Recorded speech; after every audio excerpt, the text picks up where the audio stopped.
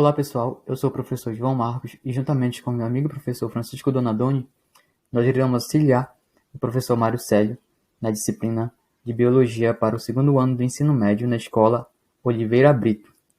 Lembrando que nós somos residentes pelo programa Residência Pedagógica e também somos graduando do curso de Licenciatura em Ciências Biológicas pela Universidade Federal Rural da Amazônia, campus Capanema.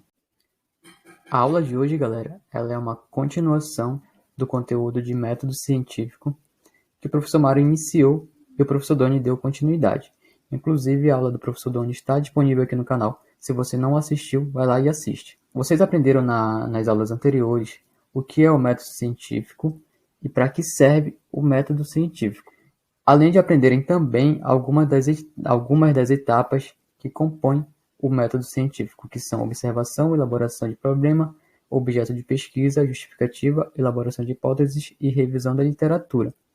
Na aula de hoje, a gente vai estar dando continuidade a essas etapas que faltam para a gente concluir o conteúdo de método científico, que são as etapas de experimentação, coleta e análise de dados, gráficos e tabelas, discussão e conclusão. Bora lá para a aula então, galera. Nesse primeiro tópico, vamos falar um pouco sobre experimentação. A experimentação é onde são realizados experimentos para tentar provar se as hipóteses são verdadeiras ou não. A experimentação tem como objetivo justamente encontrar respostas para cada um dos questionamentos que foram elaborados. Ou seja, você observou um fato, você se questionou sobre ele, elaborou ali suas hipóteses.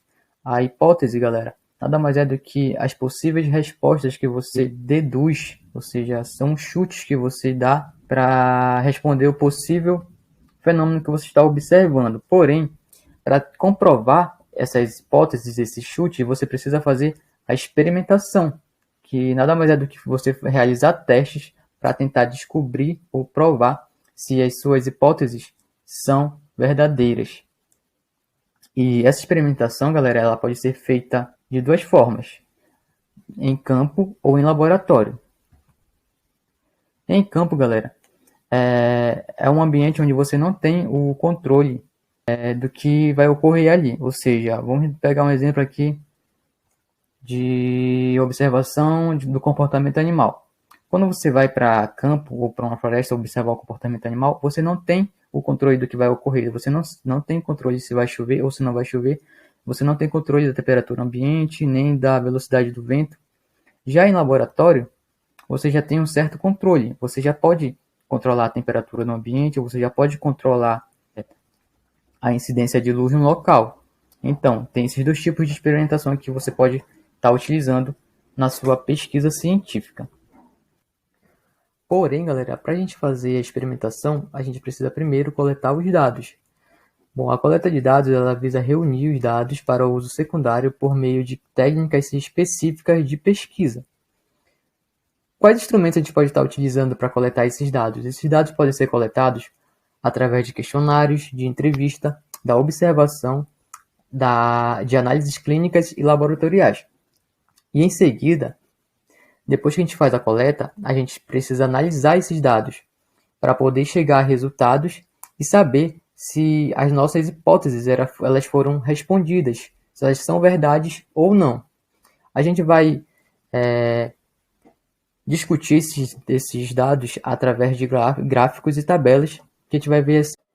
Mas primeiro, galera, a gente vai pegar o momento atual de pandemia para tentar exemplificar como ocorre e como é feito o método científico. No começo da pandemia, os profissionais da saúde na China, eles observaram que os hospitais estavam superlotados, as pessoas estavam adoecendo, porém, eles não sabiam o que estava causando, ou seja, eles observaram o fato das pessoas estarem adoecendo, começaram a se questionar por que as pessoas estavam adoecendo e o que estava causando. Aí eles foram elaborar as hipóteses, ou seja, as possíveis respostas.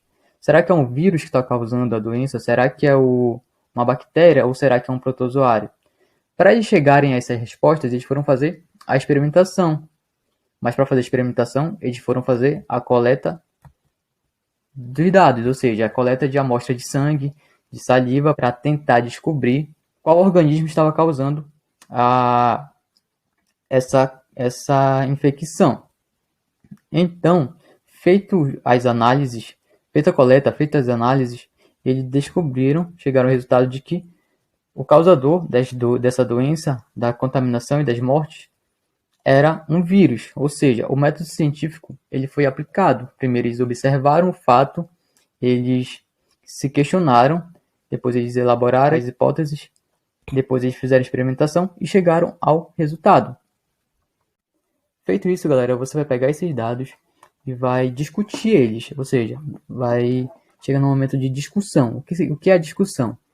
É o momento que você deve discutir os dados com a fundamentação teórica do trabalho, ou seja, você vai pegar esses resultados, os dados, e discutir com as pesquisas que você fez anteriormente, com as pesquisas que já existem, e descrever situações não previstas, ou seja, se você não previu que o vírus ele causa insuficiência respiratória e ele causa, você tem que descrever isso na sua discussão e verificar se os dados lançam luz sobre a sua problemática, ou seja, se você conseguiu responder o que estava causando aquela contaminação de momento.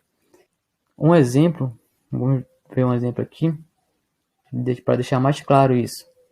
Bom, até 2019 sabia-se que dentro da família Coronavírus existiam 4 gêneros. E havia 6 espécies de coronavírus causadores de doenças em humanos. Aí com o trabalho, com a sua pesquisa, com os experimentos que eles fizeram, com o resultado que eles obtiveram, foi descoberto um novo agente do coronavírus, o 7º dessa família, com a capacidade de infectar humanos. Ou seja, eles descobriram que era um vírus, descobriram que era da família coronavírus e descobriram que era o 7º que infectava humanos. Então isso é discutir os seus resultados com o resultado de pesquisas que já foram feitas antes. E esses resultados, galera, essa discussão ela pode ser feita também através de gráficos, como por exemplo aqui, de gráficos e tabelas. Esse aqui é um exemplo de tabelas. Deixa eu só voltar aqui. As tabelas ela contêm informações numéricas, as laterais da tabela são abertas e o título fica na parte superior. Como vocês podem ver, o título na parte superior, as laterais elas são abertas e tem informação numérica, ou seja, essas informações são informações fictícias, deixar bem claro aqui que são fictícias, e só para exemplificar melhor como seria uma tabela. Esses dados também eles podem ser discutidos, galera, através de gráficos.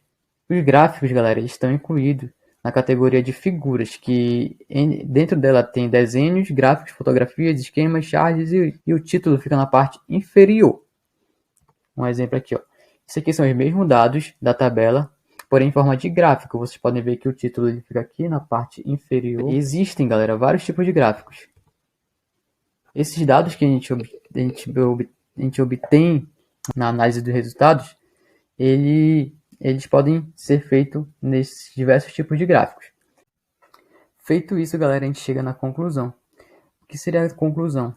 A conclusão, ela trata-se de recapitulação sintética dos resultados oriundos da discussão apresentada, deve-se ser breve, basear-se em dados comprovados. Ou seja, você vai pegar os seus resultados que você discutiu e vai colocar eles na conclusão de maneira mais resumida, mais direta.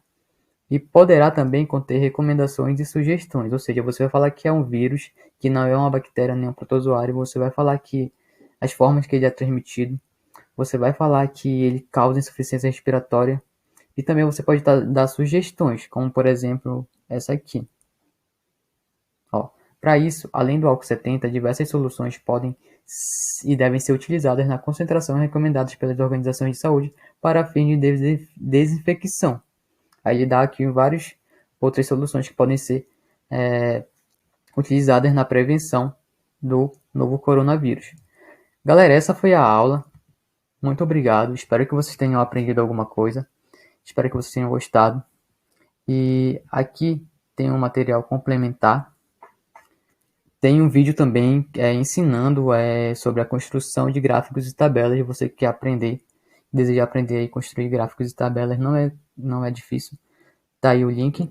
O artigo que eu tirei aqueles fragmentos que eu usei para exemplificar a conclusão e a discussão.